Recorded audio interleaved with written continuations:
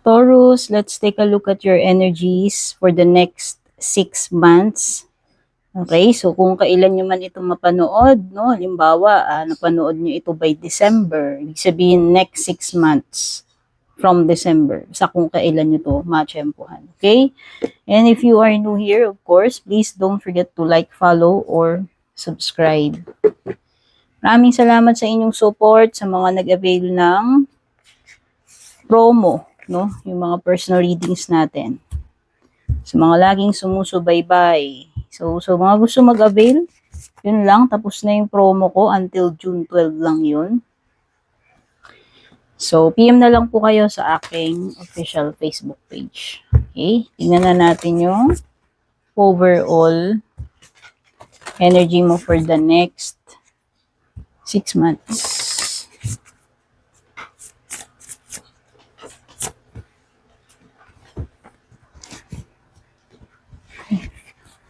So, ang nakuha natin is watching clouds for the next 6 months. Lie back, rest, and relax. Sa wakas, itong mga susunod na 6 na buwan, makakapag-relax ka na, Taurus. No? Gagaan na, luluwag na yung schedule mo, gagaan na yung load mo. So, kung marami kang trabaho, marami kang commitments, gawain, etc., unti-unting gagaan yung mga load na yan. Okay?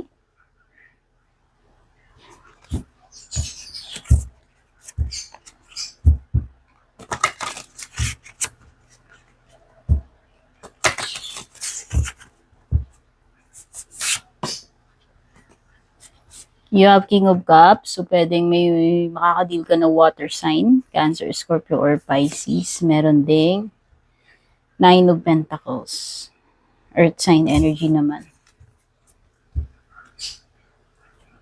Siguro, mag-ingat ka pagdating sa mga, misunderstandings or conversations, no? Etong next na 6 months. Kasi baka may makasamaan ka ng loob, pwede kang maging tactless, or ibig sabihin, pwedeng hindi magkaroon ng preno pagdating sa words, pwede kang makasakit ng damdamin, or magkaroon ng hindi, yun nga, misunderstanding, miscommunication. So, yan, expect mo na pwedeng magkaroon ng mga delays, pagdating sa mga hinihintay na na mga messages. Or pwedeng magkaroon nga ng miscommunication.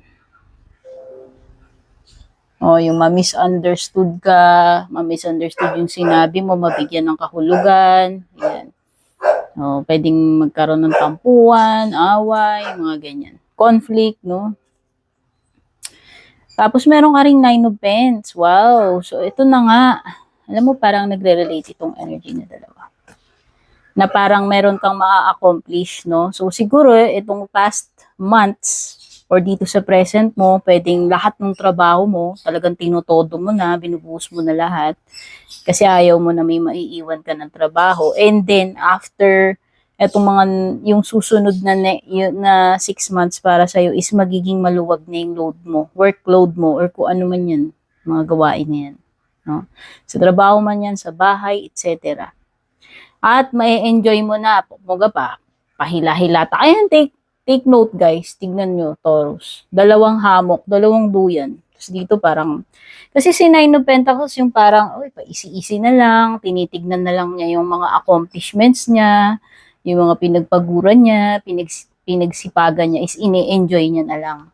So, asahan mo na magbubunga yung mga pakasipagan mo, efforts mo sa susunod na 6 na buwan. And then, parang mabibigyan ka ng time to enjoy, no?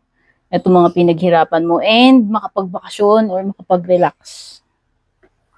Tignan naman natin kung ano yung possible na challenge para sa iyo.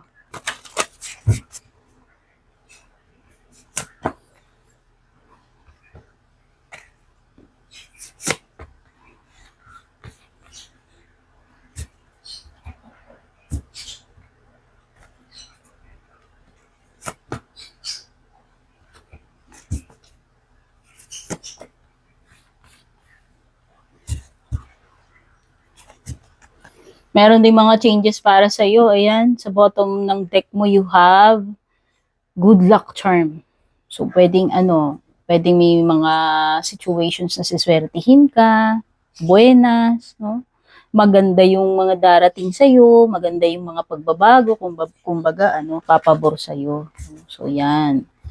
So, pagdating dun sa pwedeng mong maging challenge, ang nakuha natin is discovering truth, no? You stand in the light of truth. Mukhang may revelation, ha?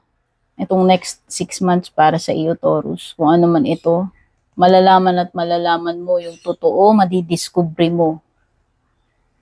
Okay? May truth na mag-unfold sa kung ano mang paraan yan. Paano mo madidiscover yung katotohanan na yan. So, kung merong mga hidden right now, asahan mo, sa mga susunod na buwan, marireveal sa iyo yung katotohanan na deserve mong malaman or dapat mong malaman. Okay? At ikaw, pwedeng may mga situation din na ikaw is maninindigan ka. No? Pwedeng maninindigan ka. Pangangatawanan mo yung sinabi mo, pangangatawanan mo yung iniisip mong tama or yung feel mo, nalalaman mo yung totoo, kumbaga doon ka sa side ng kung ano lang yung totoo. Kasi parang may kinalaman sa truth yung dinidil mo rito eh. Okay? And parang ipoprove mo yun and maninindigan ka, no, tungkol doon sa katotohanan na tinutukoy dito.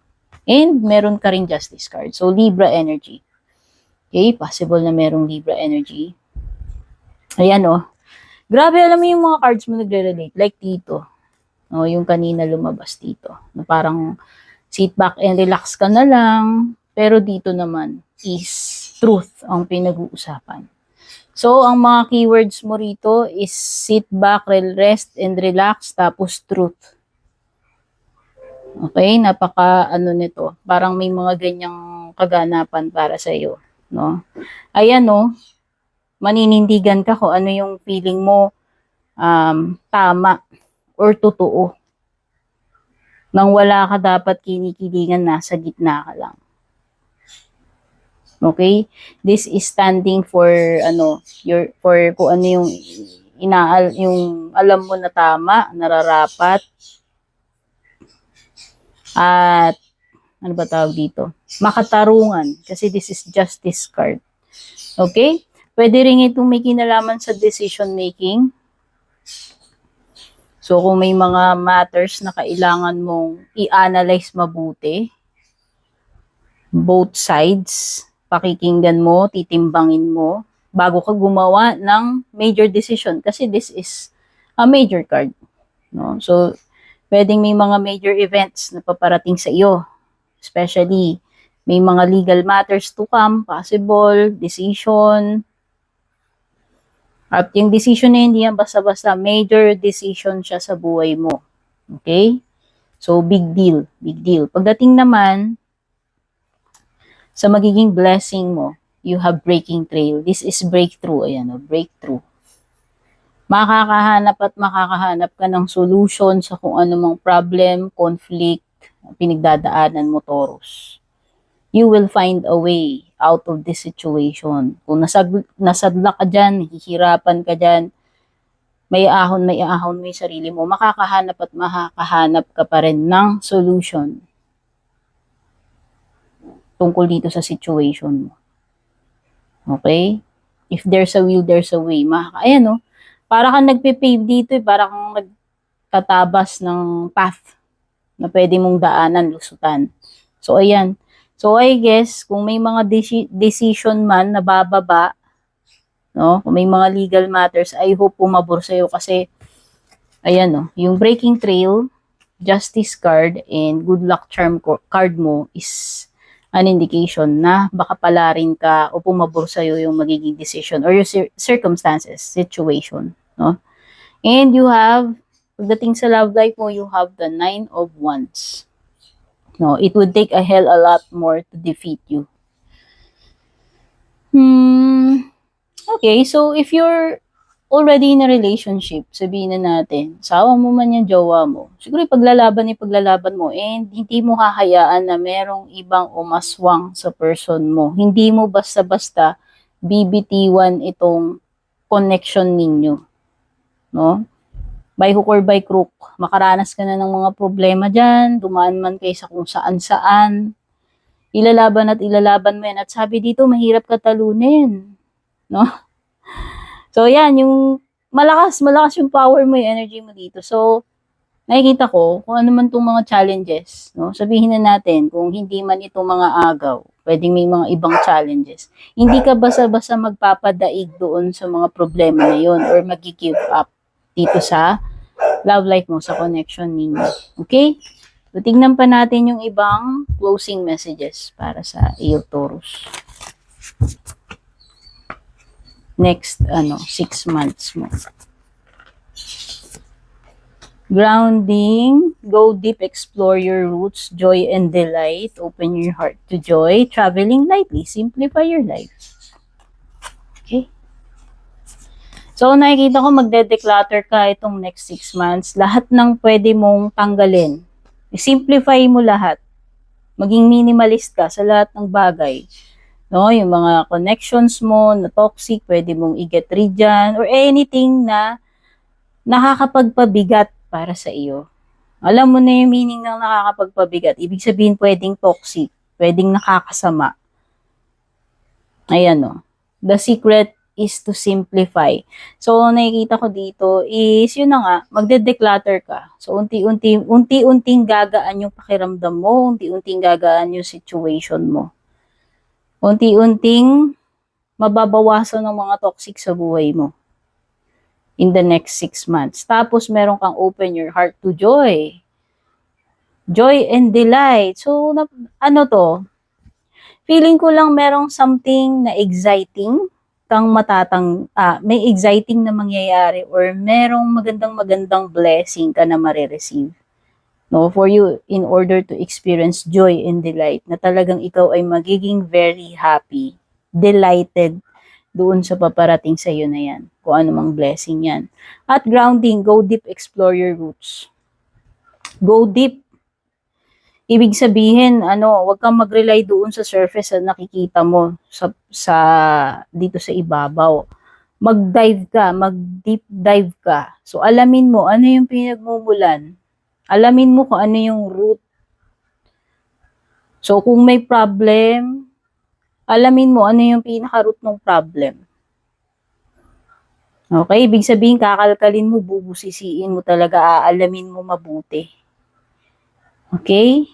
So, eto yung mga messages or mga posibleng kung anong meron paparating sa'yo itong next 6 months, Taurus. Sana nagustuhan mo. Don't forget to like and share this reading. Don't forget to subscribe, like, follow. Take care. God bless.